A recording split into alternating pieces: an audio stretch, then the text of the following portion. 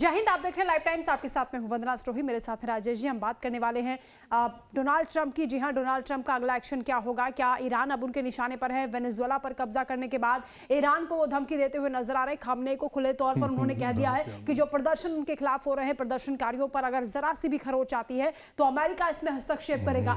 सवाल ये उठता है कि अमेरिका का इसमें क्या इन्वॉल्वमेंट है? सबसे बड़ा सवाल यही है, सबसे बड़ा सवाल यही है कि वेनेजुएला में तो दुनिया ने देख लिया कि वहां पर कच्चा तेल का सबसे बड़ा भंडार है, तो उनका इंटरेस्ट है, एनर्जी सिक्योरिटी है वहां पर।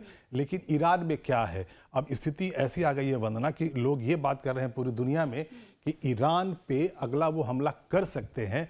और वहां पर जो स्थिति है, ईरान में जो उनके जो सुप्रीम लीडर हैं खामनेई, वो ऐसी प्लानिंग कर चुके हैं कि अगर ऐसा कुछ हो रहा हो तो अपने परिवारजनों के साथ 20 लोगों के साथ वो मॉस्को जा सकते हैं। स्थिति इतनी खराब है, इसीलिए दुनिया भर में ये भी सवाल उठाया जा रहा है कि क्या बहुत सारे छोटे छोटे जो देश हैं जो निशाने पे आने वाले हैं ट्रंप के, क्या ईरान भी हो सकता है उन छोटे देशों के अलावा? बिल्कुल, लेकिन सवाल ये उठता है कि वेनेजुएला पर जिस तरीके से कब्जा हुआ, पूरा सैन्य ऑपरेशन बड़े आराम से ऐसे एग्जीक्यूट हुआ कि लगता है कि किसी ने विरोध ही नहीं किया। वहां पर जो बॉडीगार्ड्स थे, वो भी जो फोर्सेस थी वहां पर जो राष्ट्रपति की सुरक्षा में तैनात होंगे, क्या उन्होंने कोई एक्शन नहीं लिया? ये अपने आप में सवाल है। लेकिन ईरान पर अगर इस तरह का हमला होता है तो खामेनेई की सुरक्षा कैसी है? हमारे दर्शकों को आप बताएं। जी हाँ, बिल्कुल। देखिए, वेनेजुएला में और ईरान में आसमान जमीन का अंतर है।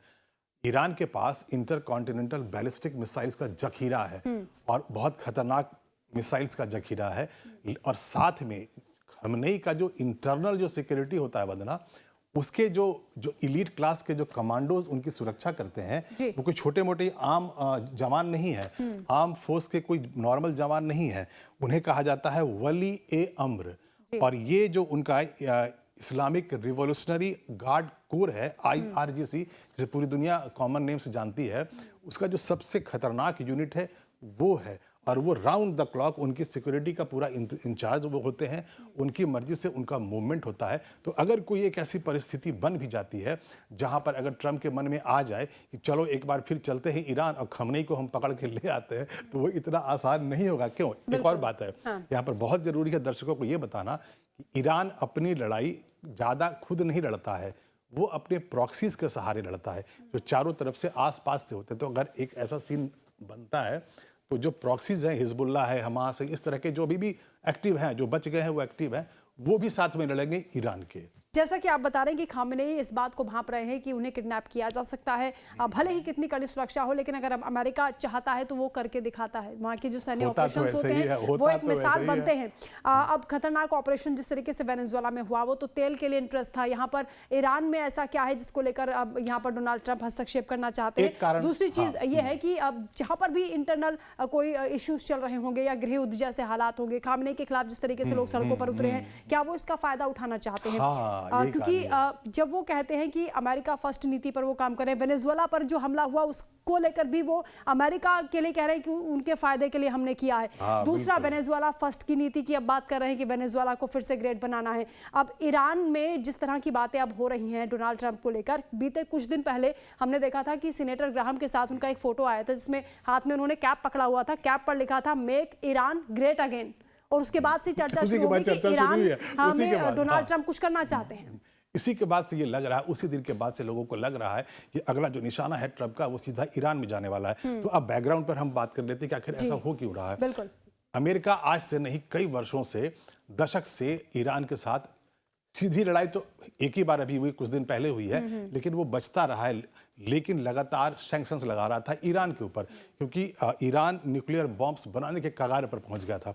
उसकी जो न्यूक्लियर जो फैसिलिटीज थी ऑलमोस्ट रेडी थी, और ये स्थिति बन गई थी कि वो परमाणु बम बना लेता, और यही नहीं चाहता था। उसकी वजह यह है कि वेस्ट एशिया में जहां पर भी उनके प्रॉक्सीज काम करते हैं, जैसे हमास है, हिजबुल्लाह है, तो ये वो आसपास के देश हों। जैसे अब फिलिस्तीन का जो युद्ध हुआ, जो इजराइल के साथ जो वॉर चला हमास का, तो ऐसी जगहों पर हिजबुल्लाह भी फायरिंग करता था, मिसाइल्स डालता था, हमास वाले भी लड़ते थे, और ये सारे के सारे बैक्ड होते थे ईरान से। तो अमेरिका को जो दादागिरी अपने इस इलाके में, खास करके तेल के इलाके में, जो तेल का जो इलाका है, वहां पर अगर अमेरिका को अपनी चौधराहट जमा के रखनी थी, तो जो सबसे बड़ा कांटा वहां था वो ईरान होता है, आज भी होता है, आज भी होता है। और इसीलिए अब चूंकि उनको लग रहा है कि ऐसे वो आराम से कर लेते हैं जो चाहते हैं, जैसा उन्होंने वेनेजुएला में किया। बड़ी दिलचस्प बात यह है कि डोनाल्ड ट्रंप ये नहीं देखते हैं कि कोई कमजोर मुल्क है, बल्कि वो इससे ज्यादा इस बात पर जोर देते हैं, ध्यान देते हैं कि कौन उनके सामने झुकने से मना कर रहा है। वेनेजुएला ने झुकने से इनकार किया, निकोलस मादुरो को पकड़ लिया गया। उससे पहले हमने देखा जेलेंस्की को किस तरह से दबाने की उन्होंने कोशिश की। रूस पर उन्होंने पूरा प्रयास किया, चीन पर भी दबाव बनाने की कोशिश की, लेकिन वो उनके कब्जे में नहीं है। अब ईरान पर भी ये जो हमला होने वाला है या जिस तरीके की तैयारी डोनाल्ड ट्रंप कर रहे हैं, क्या ये भी इस वजह से क्योंकि खामनेई ने भी झुकने से मना कर दिया था? जी हाँ, बिल्कुल। खामनेई शुरू से ही झुकने से मना कर रहे हैं और वो सीधा अमेरिकन इंटरेस्ट पर हमला करते हैं। उनके जो प्रॉक्सी, जो मैं बार बार कह रहा हूँ कि जो उनके प्रॉक्सी जो आसपास के इलाके में ईरान में होते हैं, लेबनान में होते हैं, फिलिस्तीन में होते हैं, ये जो भी इंटरेस्ट होता है अमेरिकन इंटरेस्ट आसपास में, जो अड्डे होते हैं या फिर जो उनके समर्थित देश होते हैं, इजराइल सबसे बड़ा नाम है उसमें, तो ऐसे देशों पर ये हमला करते हैं और इसीलिए अमेरिका हमेशा से परेशान रहता है।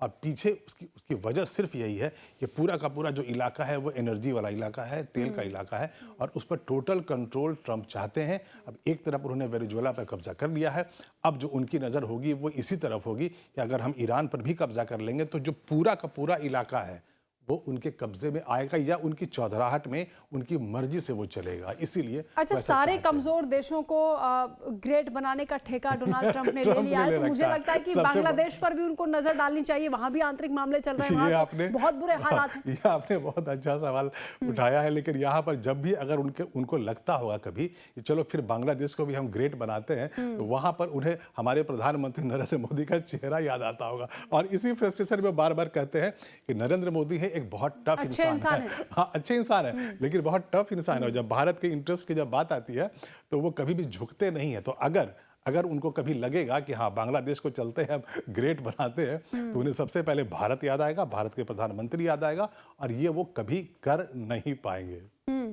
कमजोर देश जब डोनाल्ड ट्रंप के सामने झुक जाते हैं या फिर वाहवाही करते हैं डोनाल्ड ट्रंप की, जैसे कि पाकिस्तान को हमने देखा, नोबेल पीस प्राइज देने की उन्होंने मांग कर दी थी कि डोनाल्ड ट्रंप को मिलना चाहिए। बड़े बड़े युद्धों को खत्म कराने का वो क्रेडिट ले रहे हैं, लेकिन जहां कहीं भी उनका इंटरेस्ट होता है, जहां उनका व्यक्तिगत हित होता है, वहां वो देखते हैं कि अब टाइम सही है, यहाँ पर लोग विरोध कर रहे हैं तो आप चलिए हमला कर दीजिए। अब खामनेई के खिलाफ जिस तरह का बिगुल फूका जा रहा है, वहां पर जैसे हालात बन रहे हैं, क्या इसी का फायदा उठा रहे हैं वो टाइमिंग को लेकर? टाइमिंग का फायदा उठा रहे हैं, क्योंकि अभी उन्होंने देख लिया कि वेनेजुएला पर जब उन्होंने हमला किया है, एक्चुअली वो कोई युद्ध तो हुआ नहीं।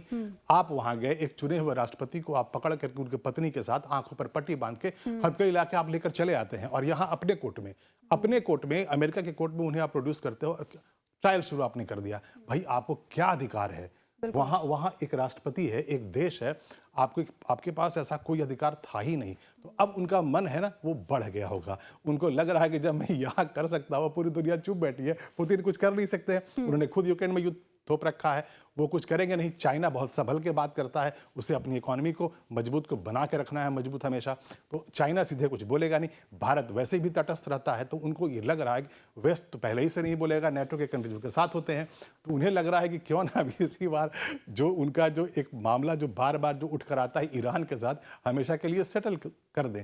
और उसी के बाद ये चर्चा शुरू हो गई है कि आने वाले वक्त में ट्रंप हो सकता है कि ईरान में घुस जाए और ईरान के जो सुप्रीम लीडर हैं खामनेई, उन्हें वो पकड़ने की कोशिश कर सकते हैं। इन सब सूरत हाल को देखते हुए, डोनाल्ड ट्रंप के तेवर को देखते हुए सवाल सर यहाँ पे ये उठता है कि अब खामेनेई, आप कह रहे हैं कि बोरिया बिस्तर समेट कर वो भागने की फिराक में है कि वो रूस के मॉस्को चले जाएंगे और अपने पूरे परिवार को लेकर, अपने जो करीबी लोग हैं, फिर ईरान की जनता का क्या होगा? ईरान की जनता पहले से उसके खिलाफ उतर गई है और वहां पर जो प्रदर्शन हो रहा है, करीब एक हफ्ते से ईरान की सड़कों पर भयानक प्रदर्शन हो रहे हैं। वहां पे आगजनी हो रही है, लूटमार हो रहा है, पुलिस फायरिंग कर रही है और उसके पीछे का जो कारण है वंदना, वो ये है कि वहां महंगाई वहां चरम पे है। मतलब पूरे इतिहास में ईरान के इतनी महंगाई वहां कभी नहीं थी। रोजमर्रा की जो चीजें हैं वहां आम इंसान के पहुंच से ऊपर जा चुकी है और उसी के बाद फ्रस्ट्रेशन बढ़ गया है इनका, वहां की जनता का। वो ये कहते हैं कि आप इंटरकॉन्टिनेंटल बैलिस्टिक मिसाइल्स बनाते हो, आप इन्वॉल्व रहते हो रीजनल वहाँ जितने कॉन्फ्लिक्ट्स होते हैं उसमें,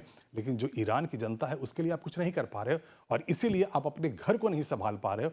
आप चौधराहट करने की कोशिश कर रहे हो पूरे इलाके में, और उसी के बाद से करीब 1 हफ्ता हो गया है ईरान की सड़कों पर लगातार प्रदर्शन कर रही है, और वहीं की जनता, कोई बाहर से कोई नहीं आ रहा है, ईरान की जनता ईरान के सुप्रीम लीडर के खिलाफ खड़ी हो गई है। और इसी मौके का फायदा उठा करके ट्रंप चाहते हैं कि क्यों ना ईरान पर भी कब्जा कर लिया। लेकिन ट्रंप को भी ये बात समझनी होगी, वेनेजुएला के लोग भी उन्हें एक्सेप्ट नहीं कर रहे हैं कि वो चाहते हैं कि कब्जा अमेरिका वहां पर कर ले, या फिर जैसा कि वो दावा करें कि कब्जा कर लिया गया है, तो वहां की जो अब राष्ट्रपति नियुक्त की गई हैं वो भी, डेल्सी भी उनको नहीं मान रही है, उनकी बात को नहीं सुन रही हैं, तो वो धमकी भी दे रहे हैं। लेकिन ईरान की जनता क्या डोनाल्ड ट्रंप का कब्जा वहां पर चाहेगी? देखिए, अमेरिका के पास एक पहले का एग्जाम्पल है इराक का। ईरान अभी उनके सामने है, पहले उन्होंने इराक पे ऐसा ही किया था, और मुझे बिल्कुल अच्छी तरह से याद है वंदना, जब ऐसा हो रहा था तो उस वक्त पूरी दुनिया को ये मालूम था कि उनके पास भी बहुत खतरनाक गार्ड्स है, सद्दाम हुसैन के पास। ये कहा जाता था कि उनके पास केमिकल वेपन्स हैं, उनके पास बायोलॉजिकल वेपन्स है, लेकिन ऐसा कुछ भी नहीं था। जब वहाँ अमेरिका की सेना जब घुस जाती है इराक में, तो बड़े ही आसानी से इराक पर अमेरिका ने कब्जा कर लिया था। ये एग्जाम्पल पहले से है अमेरिका के पास, ट्रंप ने पहले देखा है। अब उन्हें लग रहा है कि वेनेजुएला में वो सक्सेसफुल हो चुके हैं, तो क्यों ना हम इराक जैसा ही एक ऑपरेशन करें और ईरान पर भी कब्जा कर लें। यानी अभी जो उन्होंने डर का माहौल बना दिया, उसी माहौल में वो चाहते हैं कि एक के बाद एक कार्रवाई वो करें, क्योंकि आने वाले वक्त में हो सकता है कि जो बाकी मुल्क हैं वो इनके विरोध में खड़े हो जाएं, जो सुपर पावर हैं, चाहे रूस हो, चाइना हो, या फिर नॉर्थ कोरिया भी क्योंकि खिलाफ हो गया है। तो डोनाल्ड ट्रंप किस तरीके से अब खामेनी को जब धमका रहे हैं, तो वहां पर क्या कार्रवाई करने वाले हैं, इसको लेकर नजर रहेगी। और इसके साथ ही क्योंकि खामेनी भी अब वहां से भागने की फिराक में है, खामेनी क्या रुकेंगे या फिर जो जनता है उसको संतुष्ट करने की कोशिश करेंगे, या फिर एक नया मोर्चा वहां पर खुलेगा, इस पर नजर रहेगी। आगे भी चर्चा करेंगे, फिलहाल के लिए इतना ही। जय हिंद। जय हिंद।